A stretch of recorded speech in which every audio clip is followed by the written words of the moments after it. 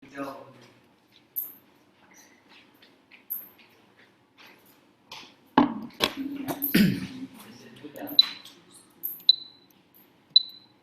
apanya itu? Pilih layarnya.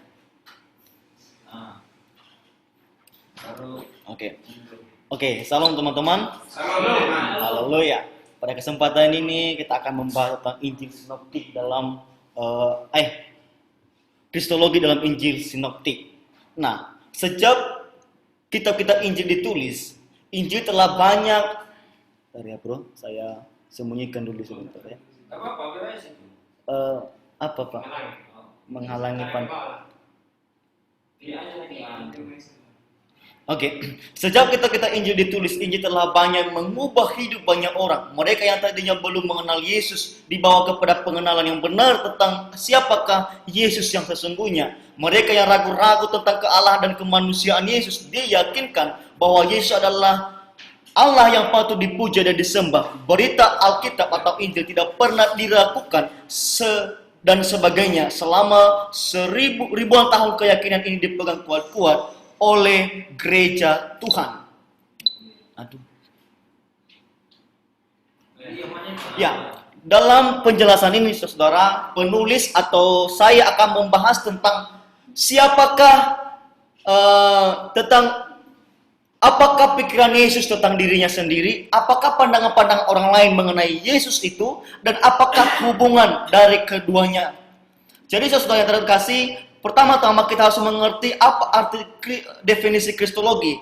Kristologi adalah cabang ilmu teologi yang membicarakan tentang posisi Yesus Kristus di dalam Alkitab. Kata Kristologi berasal dari bahasa Yunani, dibagi dua kata, yaitu Kristos yang berarti Kristus dan Logos adalah firman Tuhan, dan dapat disimpulkan bahwa Kristologi adalah ilmu yang mempelajari tentang Kristus dan ajarannya. Kita mulai dengan Injil Sinoptis.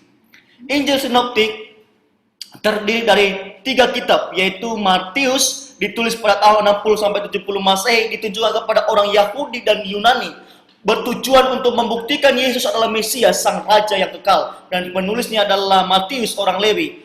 Kitab kedua yang termasuk dalam Injil Sinoptik yaitu Markus, ditulis pada tahun 55 sampai 60 Masehi, ditujukan kepada orang Roma dan bangsa lain. Penulis ini adalah Yohanes Markus. Ia bukan salah satu dari ke-12 murid, tetapi ia ikut dalam perjalanan misi Paulus.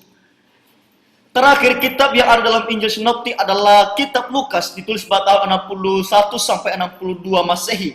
Ditujukan kepada orang Theophilus, dan penulis menerjemahkan atau menafsirkan Theophilus ini adalah orang yang mengasihi Allah atau orang-orang yang bukan Yahudi. Penulis adalah Lukas sendiri. Nah, saudara-saudara, sebelum kita membahas tentang Injil Sinoptik atau Kristologi dalam Injil Sinoptik, kita harus belajar tentang apa sih arti dari nama Yesus.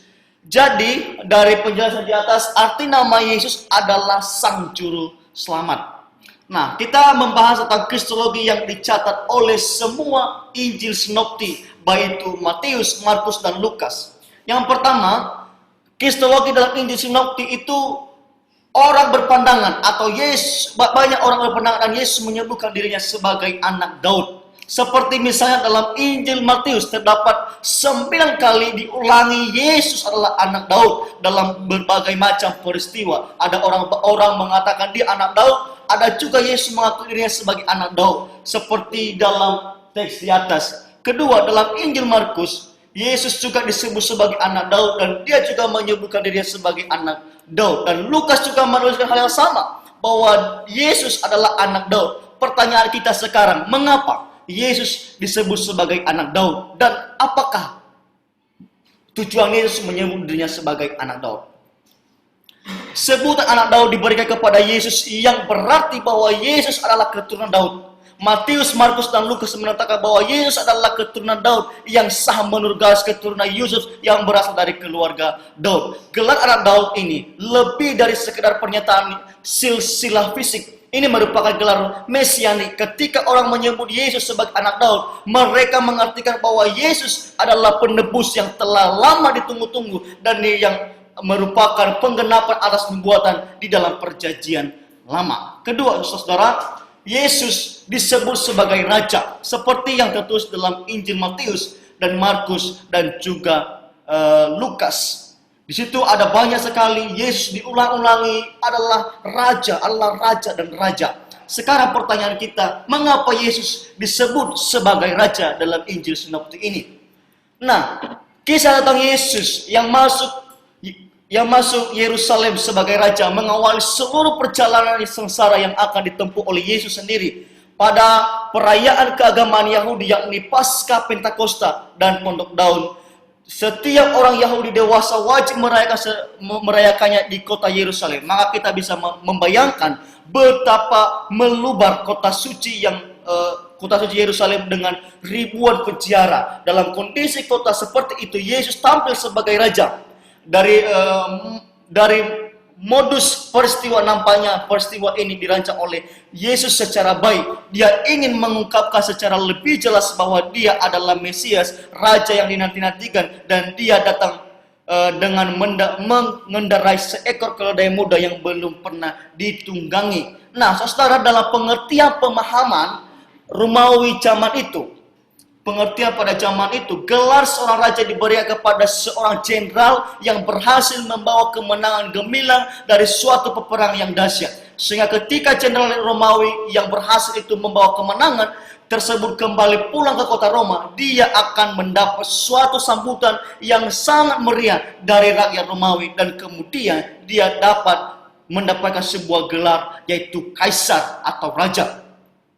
Jadi pengertian raja dalam zaman Tuhan Yesus, pada zaman Tuhan Yesus hidup, menunjuk kepada seorang yang berhasil membawa kemenangan gembira setelah melewati suatu pertempuran hebat, dan kemudian dia dinobatkan menjadi seorang penguasa mutlak. Tetapi di sini kita melihat bahwa di dalam Yesus sebagai raja, Yesus disebut sebagai raja itu pada waktu dia masuk di dalam Yerusalem dan banyak orang memberikan ranti-ranti, dan kita lihat di situ Yesus belum sama menjadi raja karena dia belum mengalami kematian. Nah, di sini kita melihat, saudara, bila demikian, apa maksud sebutan tulisan dari Pilatus ketika Yesus disalibkan itu? Di atas kayu salib, Yesus yang menyembuhkan dirinya, yaitu inilah raja orang Yahudi. Yesus disebut sebagai raja orang Yahudi. Jelas, tulisan tersebut sama sekali tidak menunjukkan suatu pengakuan yang tulus bahwa Yesus adalah raja orang Yahudi. Sesungguhnya tulisan di atas kayu salib itu mengandung suatu ejekan atau suatu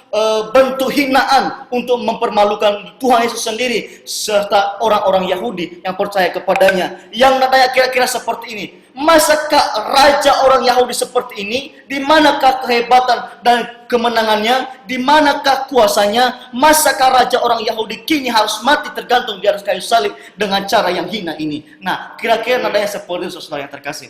Nah, seterusnya Yesus disebut sebagai anak Allah dalam Injil Sinoptik. Terdapat dalam Matius dan Markus dan Lukas ada banyak sekali, saudara. Dalam Matius itu terdapat 16 kali, dalam Injil Markus terdapat 9 kali, dan seterusnya. Banyak sekali, saudara yang terkasih. Lalu pertanyaan kita, apa maksud Yesus disebut sebagai anak Allah? Nah, Yesus adalah anak Allah bukan dalam pengertian hubungan manusia antara ayah dan anak. Allah bukannya menikah lalu memiliki seorang anak, juga bukan berarti Allah mengawini Maria lalu karena itu Maria hamil dan melahirkan anak. No, Yesus Kristus adalah anak Allah dalam pengertian dia adalah Allah yang menyatakan dirinya dalam bentuk manusia. Anak Allah berarti memiliki sifat natur hakikat yang sama seperti Allah. Anak Allah sama dengan Allah, mengakui dirinya memiliki sifat natur hakikat yang sama seperti Allah, artinya mengakui dirinya adalah Allah. Amin. Haleluya. Nah, setelah Yesus dalam Injil Sinoptik disebut sebagai guru. Nah, kita melihat dalam Injil Matius ada banyak sekali Yesus disebutkan sebagai guru. Juga kita Markus mencatat hal demikian dan kitab Lukas mencatat hal demikian. Pertanyaan kita, mengapa Yesus disebut sebagai guru? Yesus sendiri diutus oleh Bapa untuk menjadi guru atas semua manusia. Yesus sebagai seorang guru memiliki berbagai gaya pengajaran yang mampu menarik perhatian dan yang tidak biasa di zaman itu. Seperti metode ceramah Yesus berusaha menyampaikan pengetahuan kepada murid-muridnya atau menafsirkan pengetahuan tersebut. Dalam Matius pasal 10 misalnya, ke-12 murid telah menerima petunjuk-petunjuk dari Yesus untuk mengusir roh-roh jahat, melenyapkan segala penyakit dan memberitakan bahwa kerajaan surga sudah dekat. Nah, di sini Yesus sebagai guru yang menjadi pembimbing. Disitulah Yesus sebagai guru, dan masih banyak lagi saudara peristiwa-peristiwa di mana Yesus memposisikan dirinya sebagai guru baik kepada orang-orang yang meminta kesembuhan kepadanya dan lain sebagainya. Seterusnya Yesus disebut sebagai Tuhan. Dalam Injil Sinoptik Yesus disebut sebagai Tuhan. Nah, kita melihat dalam Injil Matius. Dalam Injil Matius, orang-orang yang percaya kepada Yesus Kristus menyebut Yesus adalah Tuhan. Sebutan Tuhan kepada Yesus sebanyak 6 kali diulangi. Dalam Injil Markus, Yesus disebut sebagai Tuhan sebanyak 5 kali diulangi. Di dalam Injil Lukas, Yesus disebut sebagai Tuhan sebanyak 20 kali diulangi. Dan pertanyaannya, apakah arti dan tujuan Yesus disebut sebagai Tuhan? Nah, Yesus bukanlah manusia biasa karena sifatnya yang istimewa lantas oleh Allah diangkat sebagai Tuhan, tetapi Yesus memang sudah sejak semula adalah roh Allah sendiri, karena Yesus berasal dari Allah. Amin. Sesudah Yesus terlahir sebagai manusia, mempersembahkan dirinya sebagai anak domba Allah, sebagai korban tebusan, sebagai yang menjalani hukuman akibat dosa manusia dari setiap umat tebusannya, maka Yesus naik ke surga dan duduk di sebelah kanan Allah Bapa sebagai pribadi yang hidup dan terus beraktivitas, bahkan super aktif hingga sekarang. Yesus pernah berada bersabda begini, dan ajarlah mereka melakukan segala sesuatu yang telah kuperintahkan kepadamu, dan ketahuilah aku menyertai kamu senantiasa sampai pada akhir zaman. Dalam Matius 10 ayat 20. Hanya orang hidup yang sanggup menyertai kamu senantiasa sampai pada akhir zaman. Kalau saat ini Yesus mati, maka tidak mungkin dia sanggup beraktivitas, tidak mungkin Yesus sanggup menampakkan dirinya kepada Saulus dan mempertobatkan mantan mahasiswa Gamaliel itu. Kalau Yesus tidak dapat beraktivitas, maka orang-orang Kristen saat ini tidak mungkin dapat menumpangkan tangan atas orang sakit dan menjadi sembuh. Yang dilakukan demi nama Yesus. Jadi tidak ada nama lain, entah itu Nuh, Abraham, Musa, maupun tokoh-tokoh lain dalam Alkitab sekalipun, manapun, tidak ada satupun yang pernah mati, pernah hidup, pernah bangkit dan hidup kembali, dan tetap hidup untuk selama-lamanya. Hanya Yesus Kristus yang demikian.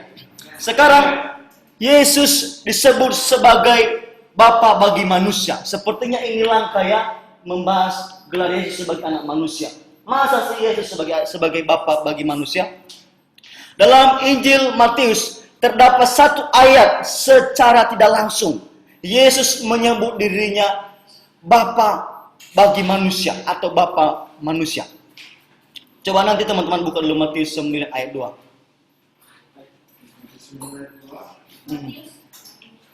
Satu orang baca Markus 5 ayat 33, 10 ayat 24, dan satu orang lagi yang dibaca 9 ayat 40. Matius 9 ayat 2, demikian firman Tuhan. Maka dibawalah padanya seorang lumpuh yang berbaring di tempat tidurnya. Matius ya? Iya, ada Matius, ada Lukas. 9 ayat 2, maka dibawa oranglah kepadanya seorang lumpuh yang berbaring di tempat tidurnya. Iya, dia berkata, Yesus melihat imam mereka, berkatalah ia kepada orang lumpuh itu, Hai. percayalah hai anakku, dosamu sudah diampuni. Markus berkata demikian ayat 5 sampai ayat 5 pasal 5 ayat 34. Maka katanya kepada perempuan itu, hai anakku, imanmu telah menyelamatkan engkau. Pergilah dengan selamat dan semua. Oke, ayat 10 pasal 10 ayat 24. Ayat 24. Murid-muridnya tercengang mendengar perkataannya itu, tetapi Yesus menyambung lagi. Haleluya. Anak-anakku, alangkah sukanya masuk ke dalam Anak-anakku. kerajaan Allah. Anak-anakku. Lukas pasal 9 ayat 48. Dan berkata kepada mereka, barang siapa menyambut anak ini dalam namaku, ia menyambut aku, dan barang siapa menyambut aku, ia menyambut dia yang mengutus aku, karena yang terkecil di antara kamu sekalian dialah yang terbesar. Ya, dia menyatakan bahwa dirinya adalah Bapa bagi manusia. Nah, kata anakku, ajaran-ajaran Yesus mengungkapkan bahwa manusia melalui iman dalam Yesus dapat menjadi anggota keluarga Allah. Istilah ini menunjuk hubungan kekeluargaan. Yesus mengatakan anakku kepada manusia yang berarti Tuhan Yesus ingin kita dekat kepadanya. Ia ingin hubungan kita dengan dia seperti ayah dan anak. Kita tidak dikatakan budak karena budak tidak mempunyai hak atas dirinya dan dia hanya mengikuti perintah tuannya. Sedangkan saya dan saudara adalah anak yang menjadi ahli waris kerajaan surga. Amin. Seterusnya Yesus disebut sebagai anak manusia dalam Injil Sinoptik. Dalam Matius terdapat beberapa kali Yesus disebut sebagai anak manusia dan juga Markus dan Lukas mencatat hal yang sama. Pertanyaan kita bersama, mengapa Yesus disebut sebagai anak manusia? Anak manusia adalah sebuah sebutan yang merujuk pada keturunan Adam. Sebutan ini menyoroti kedudukan seseorang yang memiliki otoritas untuk menyampaikan suatu pesan dari Allah kepada manusia. Yesus adalah anak manusia karena dia dikandung oleh Maria, seorang manusia yang masih perawan atau sama sekali belum pernah berhubungan jasmani dengan laki-laki manapun atau belum pernah menikah. Tetapi oleh Roh Kudus dia hamil. Itulah dia disebut sebagai anak manusia karena dia dilahirkan sebagai anak manusia. Oke, seterusnya Yesus disebut sebagai Mesias. Dalam Injil Matius dan Markus dan Lukas juga mencatat hal yang sama. Pertanyaan kita, mengapa Yesus disebut sebagai Mesias? Nah, Mesias berasal dari bahasa Ibrani Maisha, yang berarti yang diurapi. Dia di dalam bahasa Yunani, kata Mesias diterjemahkan dengan kata Kristos.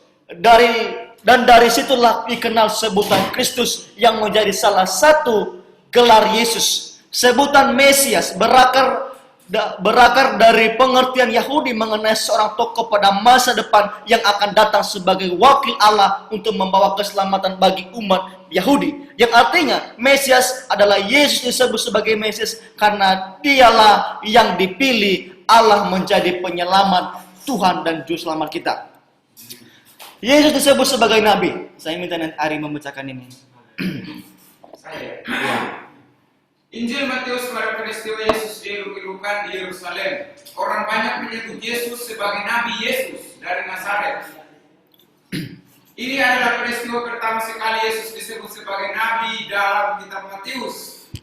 Yesus disebut oleh orang banyak sebagai Nabi. Injil Markus mencatat Yesus sebagai Nabi sebanyak 3 kali dalam peristiwa yang berbeda. Injil Lukas juga mencatat bahwa Yesus adalah Nabi sebanyak 2 kali. Masih. Ya, lanjut aja. Nabi adalah seseorang yang menerima wahyu dari Allah, terutama dalam bentuk visi. Istilah lain yang dipakai ialah manusia dari Allah, utusan Allah, dan pengawal. Ini menunjukkan bahwa Nabi adalah yang melayani Tuhan secara khusus. Dalam perjanjian baru dipakai kata propetes, dan kata ini terdiri dari kata pro dan pemi, yang berarti mengatakannya langsung. Dengan demikian Nabi adalah orang yang dipanggil untuk menjadi mulut Allah, artinya orang yang dipanggil menjadi Nabi itu dijadikan alat Allah untuk berfirman kepada umatnya. Nabi adalah seseorang yang menerima wahyu dari Allah, terutama dalam bentuk visi. Istilah lain yang dipakai ialah manusia dari Allah, utusan Allah, dan pengawal. Yang ini sebutan Yesus yang tidak dicatat oleh semua Injil sini. Oke, ini saya bahas ya. Sebutan Yesus yang tidak dicatat oleh semua Injil Sinoptik. Seperti contohnya Matius mencatat ini, Markus tidak mencatat, Lukas juga tidak mencatat, atau Markus mencatat, Matius tidak mencatat. Nah, kita membahas ini sebutan-sebutan atau gelar-gelar Yesus yang tidak dicatat oleh tiga Injil itu atau Injil Sinoptik. Yang pertama, Yesus sebagai Rabi. Yesus sebagai Rabi. Injil Matius mencatat 2 kali Yesus disebut sebagai Rabi. Tetapi Injil Markus juga mencatat 3 kali. Tetapi Injil Lukas tidak mencatat sama sekali. Nah, apa arti Yesus disebut sebagai Rabi? Nah, panggilan Rabi adalah panggilan dengan sikap menghormati penghormatan pada zaman perjanjian baru yang biasa dipakai. Suatu sebutan rabi kepada Yesus merupakan kekaguman dan kebesaran Yesus. Penggunaan kata rabi ini ada oleh Matius dan Markus memberi kesan pelayanan Yesus kepada umum dan menempatkannya sederajat dengan para ahli Taurat dan guru-guru hukum Taurat. Dengan siapa Yesus Kristus berbantah. Nah, di situ kita lihat bahwa penggunaan kata rabi ini seakan-akan sedang sejajarkan Yesus sebagai guru-guru ataupun para ahli Taurat dan para pembesar-pembesar agama pada saat itu. Nah, kedua, yang tidak lengkap atau yang tidak dicatat oleh semua Injil sinoptik ialah Yesus sebagai Tuhan. Dalam Injil Matius mencatat bahwa orang-orang menyebut Yesus sebagai Tuhan sebanyak 6 kali. Tetapi lain hal dengan Injil Markus, tidak mencatat sama sekali.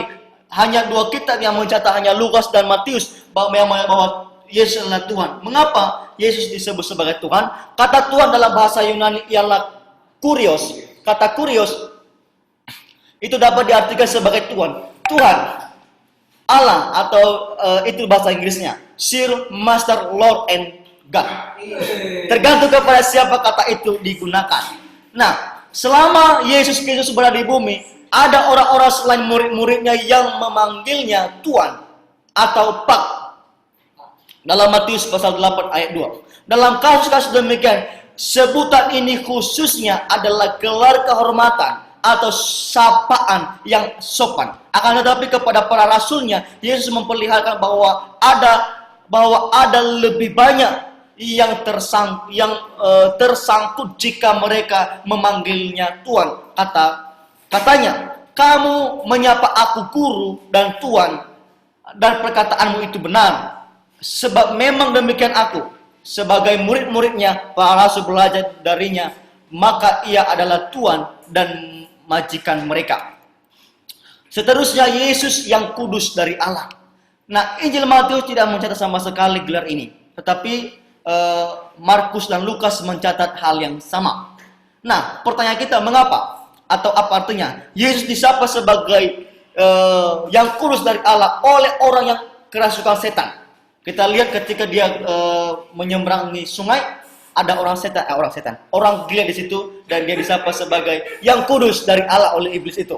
Allah yang menuntut hakikatnya hakikatnya kudus, lalu segala sesuatu yang berpautan dengan Allah dapat dikatakan kudus, terutama Yesus yang juga berpautan dengan Allah atau sebagai Allah atau sebagai anak Allah dan diangkat menjadi kepada umat orang-orang kudus. Artinya iblis mengetahui identitas sejati Yesus Kristus sebagai yang kudus dari Allah. Iblis mengakui bahwa Yesus adalah utusan yang suci dari Allah, agar di balik pengakuan itu mereka bisa terus melakukan rencana yang jahat. Namun pengakuan mereka justru semakin bagi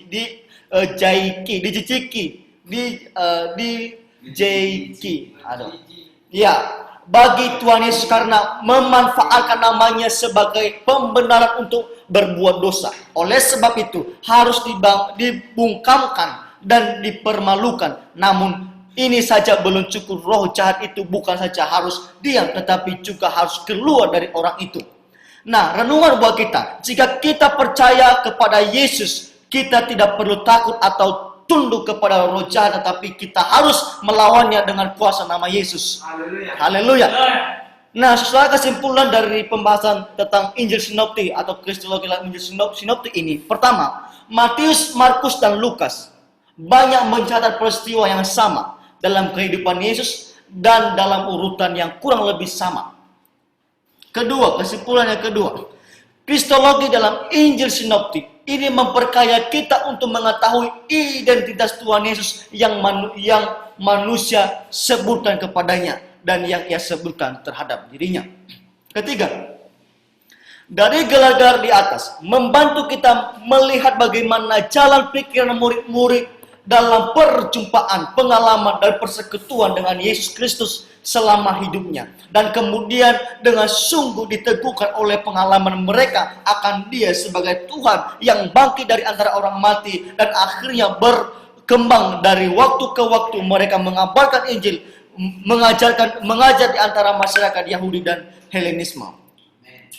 Yesus dengan gelar Kristus dan sebutan Juru Selamat, semuanya bukan hanya sekedar memberitakan pengajaran, melainkan justru memerankan fungsi penyelamatan. Dan gelar Tuhan dan Anak Allah jelas menyatakan bahwa Yesus adalah Raja Ilahi yang datang dan diwakilkan ke dunia. Dan sebutan kudus diberikan untuk menegakkan hakikat kekudusannya, sekaligus keteladanan bagi manusia yang harusnya hidup kudus. Tidak ada seorang pun yang pernah hidup di dunia ini yang sanggup memikul gelar-gelar Tuhan Yesus seperti Tuhan Yesus. Dan itulah yang membedakan Tuhan Yesus dari seluruh para nabi. Dengan gelar itu mengungkapkan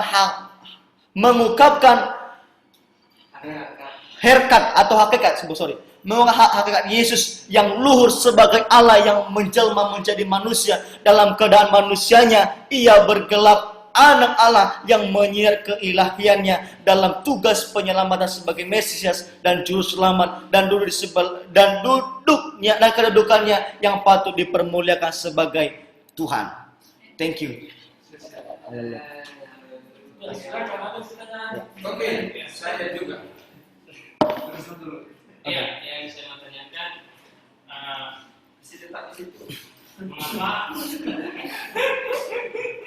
mengapa Injil Matius, Markus, dan Lukas kan? Dia selalu buat mereka, biar mereka ikut bertanya kan? Oh iya. Bukan yang camping itu tadi. Ini Yang camping itu yang ramai. Saya mau tanyakan, mengapa di Injil Matius, Markus, Lukas memiliki pandangan tentang Yesus? Mengapa memiliki? Mengapa Injil Markus, Lukas, dan Matius memiliki pandangan tentang Yesus, contohnya seperti Yesus sebagai guru, seperti begitu. Oke. Kalau guru tadi, semua Injil Sinoptik itu mencatat bahwa Yesus adalah guru. Nah, mengapa semua kitab kita ini mencatat Yesus sebagai guru? Karena kitab ini kalau kita melihat pada awal tadi, saya sudah